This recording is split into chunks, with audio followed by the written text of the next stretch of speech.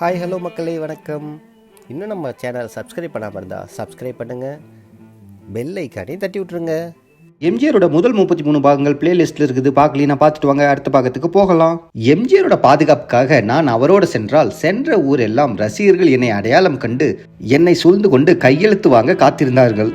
இதை கவனித்த எம்ஜிஆர் சிரித்தபடியே, என்ன தர்மு, உனக்கு இப்போது பாதுகாப்பு வேணும் போல இருக்கே என்று கேட்டார்.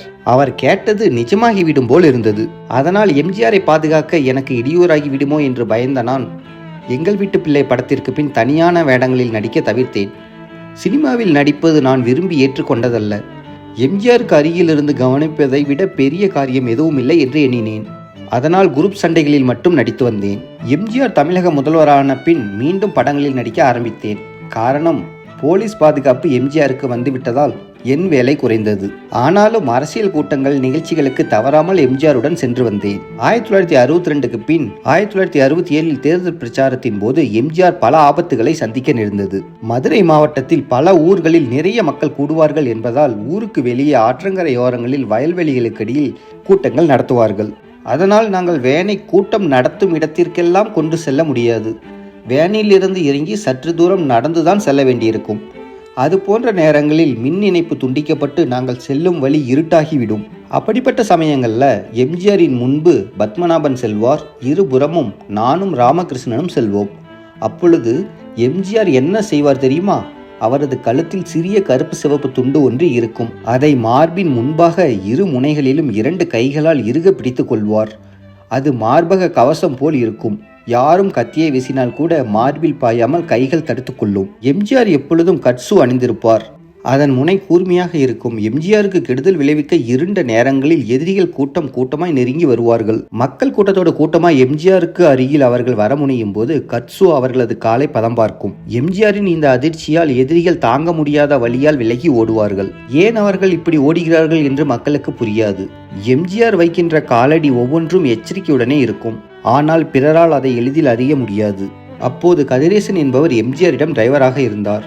நாங்கள் டார்ச் கார் ஒன்றில் கோவையிலிருந்து சேலத்திற்கு சென்று கொண்டிருந்தோம். நடுவழியில் எங்களுக்கு பின்புறமாக பியட் கார் ஒன்று தொடர்ந்து வந்தது. அதில் 500 குண்டர்கள் இருந்ததால் ஒதுக்குப்புறமான இடங்களில் எங்களது காரை மோதுவது போல் வந்தார்கள். கதிரேசன் திறமையாக காரை ஓட்டி அவர்களை சமாளித்தார். குறுகலான இடம் ஒன்றில் கதிரேசன் காரை வேகமாக ஓட்டி பியட் காரை இடித்து தள்ள அது பெரிய பள்ளத்தில் போய் விழுந்தது. சேலத்திலிருந்து மல்லசமுத்திரம் செல்லும் வழியில் நாங்கள் காரை முன்னே செலுத்த முடியாத அளவிற்கு 100க்கும் மேற்பட்ட மாட்டு வண்டிகள் தடை போல் நிறுத்தப்பட்டிருந்தன. எம்ஜிஆரும் நாங்களும் எவ்வளவோ சொல்லி பார்த்தும் வண்டியை அவர்கள் நகர்த்துவதை காணோம். அதற்கு மேல் பொறுமை இழந்து குறுக்காக நிறுத்தப்பட்டிருந்த முதல் வண்டியை நாங்களே கவிழ்த்துவிட்டு வேகமாக காரில் ஏறி பறந்தோம்.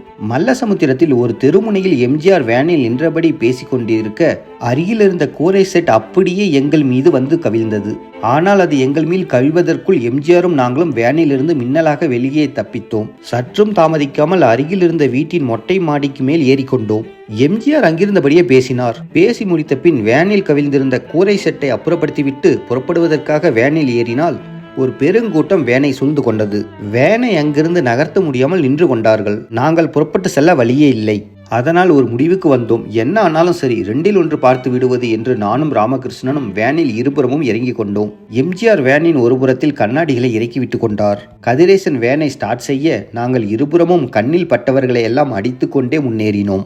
எம்ஜிஆர் தன்னை நோக்கி வந்தவர்களை எல்லாம் ஜன்னல் வழியாக கைகளால் அடித்து தள்ளினார். இப்படி அந்த கூட்டத்தை கடந்தோம். சினிமாவை விட நிஜ வாழ்க்கையில் எம்ஜிஆர் போராடியது அதிகமாக இருக்கும். 1971 ஆதித்தனார் ஸ்ரீவைகுண்டம் தொகுதியில் திமுக வேட்பாளராக போட்டியிட்டார்.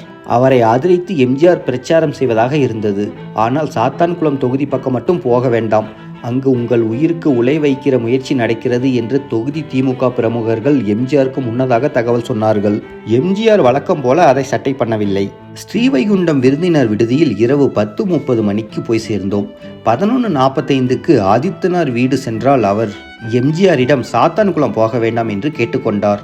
எம்ஜிஆர் பதிலேதும் சொல்லாமல் சிரித்தார். ஆதித்தனாரிடம் விடைபெற்று கொண்டு சாத்தான்குளம் சென்று பிரச்சாரம் செய்த பின் மறுநாள் காலை 5:15க்கு தூத்துக்குடி போய் சேர்ந்தோம். இப்படி எங்கு ஆபத்து நேரும் என்று தெரிந்தாலும் அந்த ஆபத்தை சந்திக்க விரும்பி அதே இடத்திற்கு செல்ல விரும்புவார் எம்ஜிஆர். உசிலம்பட்டியிலிருந்து ஏழுமலை ரூட்டில் எப்பொழுது தேர்தல் பிரச்சாரம் செய்ய சென்றாலும் ஏதேனும் ஒரு வழியில் ஆபத்து காத்திருக்கும். 1977 1980களில் எம்ஜிஆருடன் சென்றபோது கடும் எதிர்ப்புகளை சமாளிக்க வேண்டியிருந்தது.